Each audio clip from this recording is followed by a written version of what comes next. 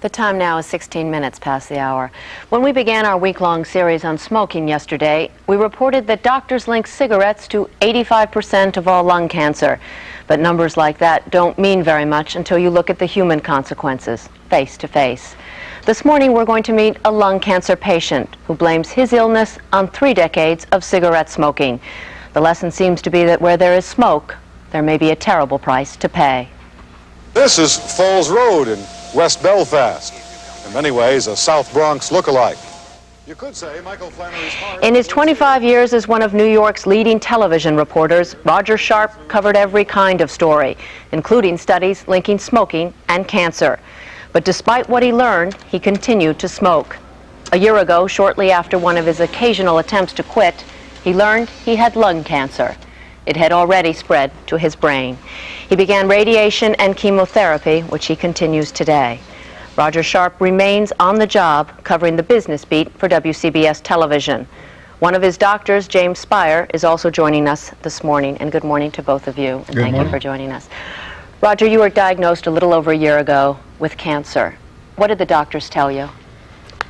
Well, initially, they couldn't tell me. I had never been in a hospital in my life. I still had my tonsils, and I had these headaches. I had none of the usual supposed danger signs of, loss of appetite, loss of weight, that sort of thing. I just simply had that, and the headaches got worse. I was finally put in the hospital and put into a CAT scan, and they came back and said, "You've got 4 or 5 lesions on the brain. They're not the kind that start there. They came from somewhere else," and then they worked for some more tests and came up and told me that, in fact, it was Dr. Spire who came in, and he said, "We confirm, as we thought, that you have a garden variety cancer in the left lung that is metastasized in the brain." And how did you go to tell your family? You have a wife, a child. What did you say to them? My wife was told the same time I was by Dr. Spire, and we said we're going to beat it, or at least try to prolong it as best we can.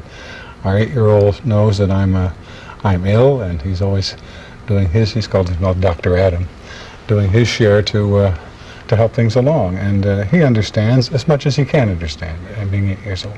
You made a decision to go ahead and have treatment. How did you know what kind of treatment to get? How did you know to make that decision? Well, I left that decision to the doctors, and he said that they would like to radiate my head, and then they would like to give me chemotherapy for the lung cancer. There was a pause, and he said, "So what's your answer?" I said, "What's my answer? Well, I'm on the 10th floor. You want to tell me to go out and," I think I did say, try the first 10 steps. I mean, whatever you advise. And he told me that a lot of people, when they reach that point, they've hit the brick wall, and they find out what they have, and what did you tell me? And they don't want to go ahead with treatment. Well, I think a lot of people are frightened initially, obviously, and that's usual. A lot of people have also heard all kinds of horror stories, and this is wildly blown up out of proportion. I think what you have to tell people is, number one, at least when it's the case, that there is treatment. Here's a good example. There's treatment, it has some side effects, but it's also tolerable.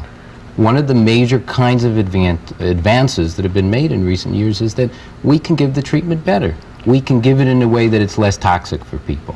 And you have to be honest with people. You have to say, look, there's treatment, I don't know whether it's going to work or not.